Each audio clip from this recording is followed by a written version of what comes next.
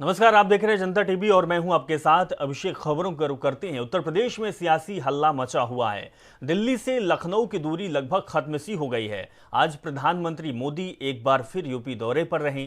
अपने दौरे के दौरान पीएम मोदी ने मेरठ में मेजर ध्यानचंद स्पोर्ट्स यूनिवर्सिटी का शिलान्यास किया, जो यूपी के लिए और खिलाड़ियों के लिए बड़ी सौगात है। पीएम मोदी के साथ सीएम योगी आदित्यनाथ और राज्यपाल आनंदीबेन पटेल भी मौजूद रही। पीएम सबसे पहले अवघड़नाथ मंदिर पहुंचे, जहां उन्होंने भगवान शिव की पूजा अर्चना की और उनका जलाभिषेक किया। तकरीबन 15 मिनट के अंतराल पर ही पीएम का काफिला शहीद स्मारक के लिए रवाना हो गया, जहां पीएम मोदी ने अमर जवान ज्योति और शहीद स्मारक पर श्रद्धा सुमन अर्पित कर शहीदों को नमन किया। इसके बाद राज्य की स्वतंत्रता संग्राम संग्रहालय का निरीक्षण कर शहीद स्मारक परिसर में भ्रमण पीएम मोदी ने किया। तो पीएम मोदी ने 1857 की क्रांति के इतिहास को याद करते हुए राज्य की स्वतंत्रता संग्राम संग्रहालय का निरीक्षण किया। आपको यह भी बता दें कि इकलौता ऐसा संग्रहालय है जहां देश की आजादी के लिए लड़ी गई लड़ाई से संबंधित पत्रों की प्रतियां, सैनिकों की वर्दियां और अन्य कई दुर्लभ वस्तुएं मौजूद हैं।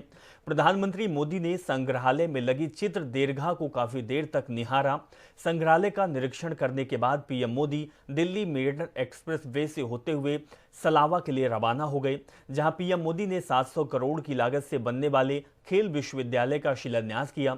आपको यह भी बता दें कि मेजर ध्यानचंद ने खेल में अपना बड़ा योगदान दिया, जिसके सम्मान में आज पीएम मोदी ने उनके नाम पर खेल विश्वविद्यालय का शिलान्यास किया है।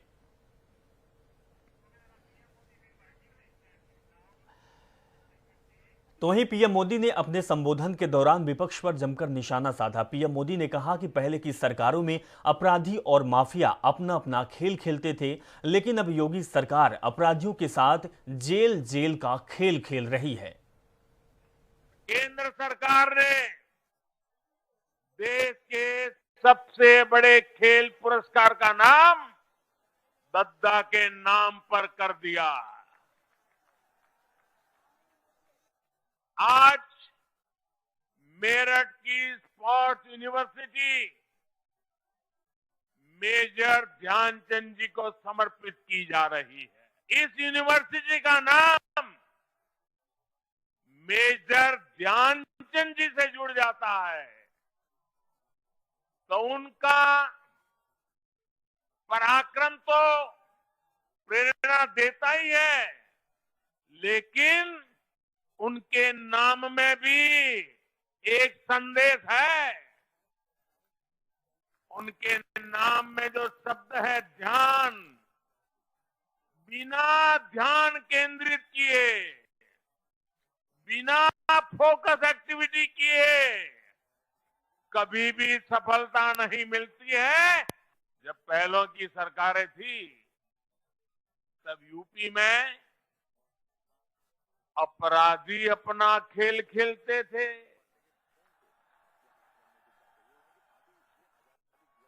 माफिया अपना खेल खेलते थे। पहले यहां अवैध कब्जे के टूर्नामेंट होते थे। हमारे मेरठ और आसपास के क्षेत्रों के लोग कभी भूल नहीं सकते कि लोगों के घर जला दिए जाते थे। और पहले की सरकार अपने खेल में लगी रहती थी। पहले की सरकारों के खेल का ही नतीजा था कि लोग अपना पुश्तैनी घर छोड़कर पलायन के लिए मजबूर हो गए थे। आज सरकार देश के शीर्ष खिलाड़ियों को उनके खाने पीने, फिटनेस से लेकर ट्रेनिंग तक लाखों करोड़ों रुपयों की मदद दे रही है। खेलो इंडिया अभियान के माध्यम से आज बहुत कम उम्र में ही देश के कोने कोने में टैलेंट की पहचान की जा रही है। ऐसे खिलाड़ियों को इंटरनेशनल लेवल का एथलीट बनाने के लिए राजधानी लखनऊ में भगवान परशुराम का मंदिर आज आम श्रद्धालुओं के लिए खोल दिया गया। समाजवादी पार्टी के नेता संतोष पांडे ने भगवान परशुराम का ये मंदिर लखनऊ में पूर्वांचल एक्सप्रेस वे के किनारे बनवाया है। आपको बता दें कि इससे पहले अखिलेश यादव ने लखनऊ में समाजवादी विजय रथ यात्रा की शुरुआत की थी। रथ पर सवार होकर अखिलेश यादव आईटी सिटी से भगवान परशुराम मंदिर गए। अखिलेश यादव भगवान परशुराम के मंदिर में उनकी पूजा अर्चना की। सपा सुप्रीमो अखिलेश यादव ने कहा कि लगभग 4.5 साल से ज्यादा के समय में उत्तर प्रदेश की जनता को दुख, तकलीफ और परेशानी मिली है। जहां विकास होना चाहिए था, आज विकास पूरी तरह से ठप दिखाई दे रहा है। विकास आगे नहीं बढ़ पा रहा है। अखिलेश यादव ने कहा कि कानपुर का पैसा बीजेपी का था, दीवारों से जो पैसा निकला वो बीजेपी का था, जो पैसा गिना गया वो भी बीजेपी का था। 4.5 साल से ज्यादा के समय में उत्तर प्रदेश की जनता को दुख मिला है, तकलीफ मिली है, परेशानियां मिली हैं, और जहां विकास हो जाना चाहिए था, आज विकास पूरी तरीके से ठप दिखाई दे रहा है।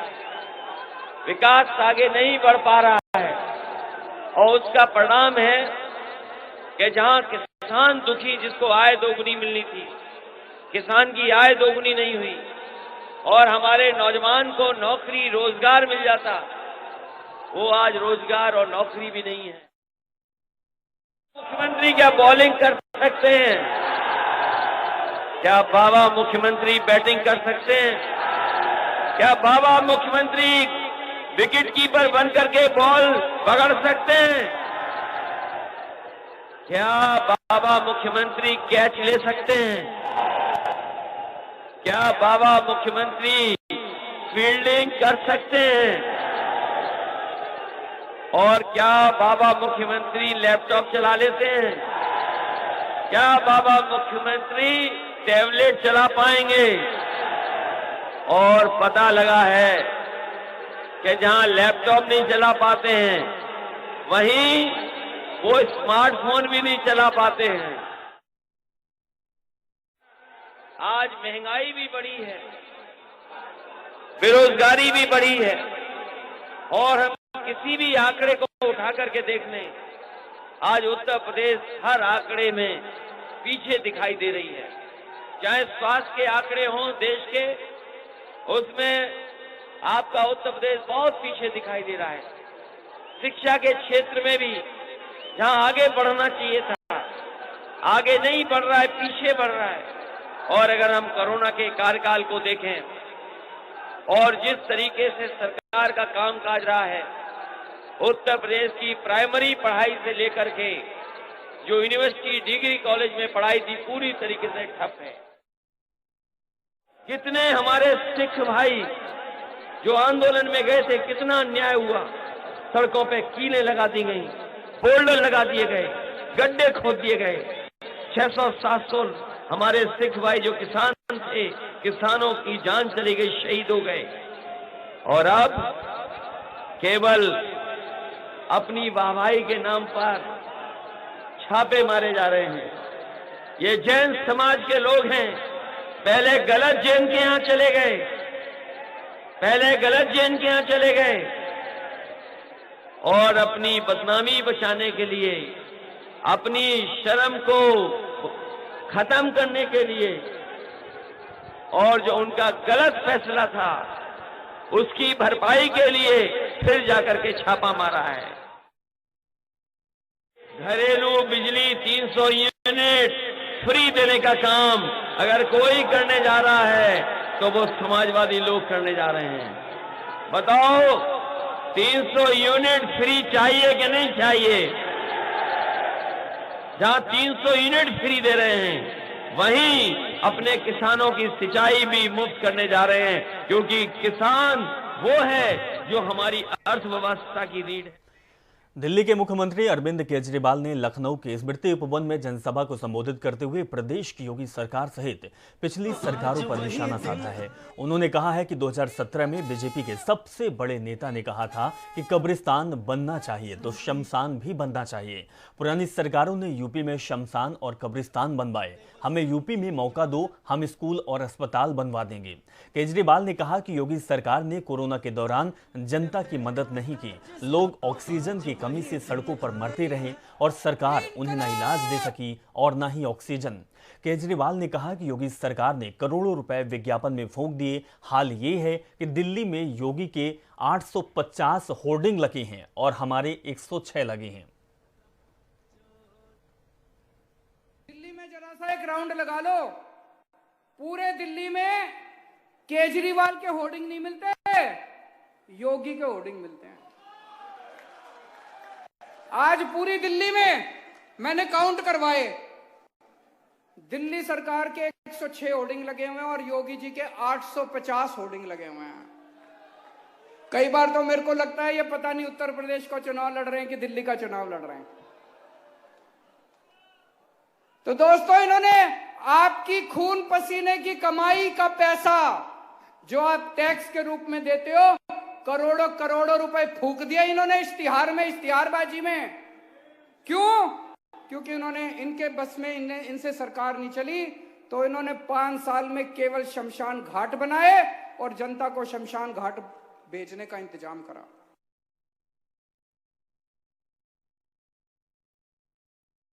क्योंकि इन्होंने इनके बस में इनसे सरकार नहीं चली, तो इन्होंने 5 साल। उत्तर प्रदेश की सियासत में अचानक अरविंद केजरीवाल ने गर्माहट बढ़ा दी है। आज महिलाओं को बड़ा ऐलान करते हुए 1000 रुपए महीने देने का ऐलान किया है। यह तमाम महिलाएं हैं, उनसे हम जानने की कोशिश करेंगे कि वो 1000 रुपए कितना उनके लिए फायदेमंद रहने वाला है। अरविंद केजरीवाल ने 1000 रुपए महीने देने का ऐलान कैसे देखती हैं आप? उन्होंने जो 1000 रुपए देने की बात की है वो यहाँ की मौजूदा सरकार को देखते हुए बोला है। महिलाओं के लिए जो मौजूदा सरकार रोजगार की बात करती है, क्या महिलाओं को कोई रोजगार दिया? क्या कोई रोजगार नहीं है। वैसे तो 1000 रुपए कुछ नहीं हुए, लेकिन बूंद बूंद से ही समंदर भरता है। देंगे तो कुछ ना कुछ काम होएगा ही ना। इनकी सरकार में तो हम लोग परेशान ही हो गए थे। 1000 रुपए देने के लिए उन्होंने नहीं कहा है। अरे गरीबों के लिए 1000 रुपए जो दे हर महीने, तो यही हम लोग के लिए बहुत है। चीज नहीं कहा है, उन्होंने कहा है स्कूल के लिए भी कहा है, अस्पताल भी बनवाने के लिए कहा है, उन्होंने बिजली के लिए भी कहा है, उन्होंने कई चीजों के लिए कहा, सिर्फ 1000 रुपए नहीं कहे। और क्या उन्होंने बिजली, बस ये चाहते हैं कि हमारे देश में अगर वो आए, यहाँ आए तो कुछ अच्छा करें। केजरीवाल जी का यूपी में आने का जो मेन मकसद था, वो मौजूदा सरकार जो अभी योगी जी और मोदी जी और अमित शाह जो बोल रहे हैं कि काम ईमानदार, सरकार दमदार, ये उसी को वो देखने आए थे और हम लोगों को बताने की इस टाइम मौजूदा सरकार कितना त्रस्त है। जनता जान चुकी है कि मौजूदा सरकार किस तरह जनता को वर्गला रही है, फिर जुमलेबाजी कर रहे हैं। जितना काम उन्होंने बोला था उतना उन्होंने जमीन पर किया नहीं। आम आदमी पार्टी ने दिल्ली में करके दिखाया, उत्तर प्रदेश में भी ये काम करेंगे। तमाम महिलाएं हैं, इनका साफ तौर पे कहना था कि देखिए, महिलाओं को अरविंद केजरीवाल ने 1000 रुपए भले ही ऐलान करने के लिए कहा, लेकिन सिर्फ 1000 रुपए लेके मत देखिए। हमारे लिए बिजली भी मुफ्त दे देने की बात कर रहे हैं, शिक्षा की बात कर रहे हैं, स्वास्थ्य की बात कर रहे हैं, अस्पताल की बात कर रहे हैं। हमारे यानी कि गरीबों को हर जो सुविधाएं हैं वो अरविंद केजरीवाल देने की बात कर रहे हैं। और एक महिला ने यह भी कहा कि बूंद बूंद से तालाब भरता है, यानी कि 1000 रुपए हमारे लिए काफी कीमती है। कैमरामैन अमन के साथ में जया सिंह, जनता टीवी, लखनऊ। 2022 में होने वाले विधानसभा चुनाव के लिए जोरदार तैयारियों में लगी भारतीय जनता पार्टी मुख्यमंत्री योगी आदित्यनाथ को भी चुनाव लड़ाएगी।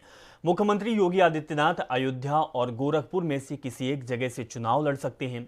मुख्यमंत्री योगी आदित्यनाथ ने चुनावी वर्ष 2022 के पहले दिन पूरे आत्मविश्वास के साथ दावा किया कि विधानसभा चुनाव में बीजेपी न केवल 300 से ज्यादा सीटें जीतेगी बल्कि फिर सरकार भी बनाएगी। तो तमाम अटकलों और चर्चाओं को किनारे करते हुए स्पष्ट बोले कि वो चुनाव लड़ने की तैयारी कर रहे हैं। कहां से लड़ेंगे ये पार्टी तय करेगी। वहीं ये भी साफ कर दिया है कि बीजेपी एक परिवार है जिसमें सभी को अपनी भूमिका बदले जाने के लिए तैयार रहना होता है।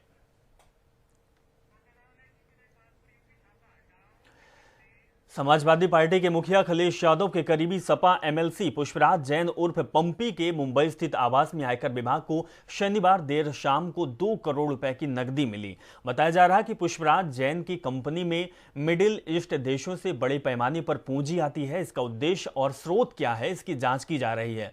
सूत्रों के मुताबिक इनकी फर्मों से दिखाई जा रही बिक्री और लाभ में बड़ा अंतर पाया गया। दावा यह भी किया गया कि 50% तक लाभ लेने के बाद भी टैक्स नहीं अदा किया जाता। जाता है। इससे जांच का दायरा बढ़ गया है। वहीं मालिक परफ्यूम के संचालक के कन्नौज स्थित आवास में 3.5 करोड़ रुपए की नकदी मिली। इनके दिल्ली के घर में 10 करोड़ की नकदी के लेन देन के प्रमाण भी मिले हैं। तो कन्नौज और दिल्ली में मिले 4 बैंक लॉकर सील कर दिए गए हैं।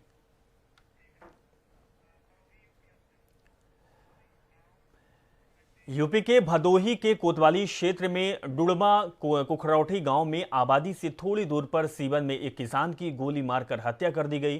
सूचना मिलने पर मौके पर पहुंची पुलिस ने शव कब्जे में लेकर आरोपियों की तलाश शुरू कर दी। आपको बता दें कि घटना किसान के घर से करीब 500 मीटर की दूरी पर हुई और घटना को अंजाम देने वाला आरोपी भी उसी गाँव का निवासी बताया जा रहा है। घटना के बाद परिजनों में मातम छाया हुआ है। थाना प्रभारी गगन राज सिंह ने बताया कि शव को पोस्टमार्टम के लिए भेज दिया गया है।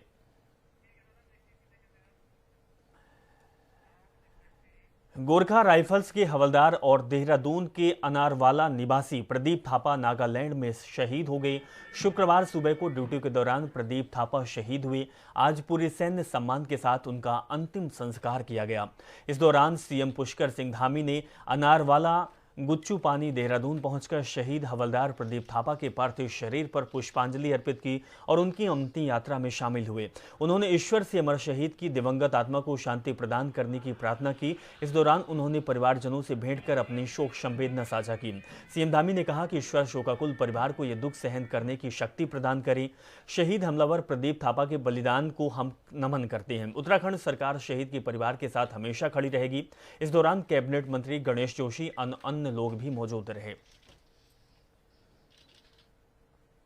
बड़ा हम लोगों को सबको बड़ा दुख है। हम भगवान से प्रार्थना करते हैं कि भगवान अपने श्री चरणों में उनको स्थान दे और उनके परिवार के लोगों को जो एक असमय इतना बड़ा कष्ट आया है उस कष्ट को सहन करने की शक्ति प्रदान करे। हम सभी शहीद के प्रति उनको नमन करते हुए उनके सब परिवार के लोगों के साथ हैं और हर संभव हमारी सरकार ऐसे शहीदों को स्मरण रखने के लिए उनके परिवार के साथ खड़ी है। सारा हमारी चाहे यहाँ की सरकार है चाहे केंद्र की सरकार है, हमेशा हम सैनिकों का सम्मान करते हैं, उनकी शहादत को नमन करते हैं और निश्चित रूप से हमारी ये भूमि वीर भूमि है, सैन्य भूमि है और हमारे सभी सैनिक हमारे देश के लिए जो अपने प्राणों का बलिदान जिन्होंने किया है वो हमेशा अमर रहेंगे, हमारी स्मृति में रहेंगे। आज हवलदार प्रदीप थापा जो ऑन ड्यूटी पर शहीद हुए हैं, पूरी सरकार उनके साथ में, माननीय मुख्यमंत्री जी और मैं स्वयं यहाँ पर आए। अभी उनके परिजनों ने कहा कि उनकी जो वाइफ है इंटर पास है और शायद फार्मासिस्ट या कुछ डिप्लोमा उन्होंने किया हुआ है, तो हमारी पूरी कोशिश होगी कि उनको जो है कहीं ना कहीं सरकारी विभाग में समाहित किया जाए और क्योंकि शहीदों का सम्मान करना। चलिए इस खबर के साथ फिलहाल बुलेटिन में इतना ही। आप देखते रहिए जनता टीवी।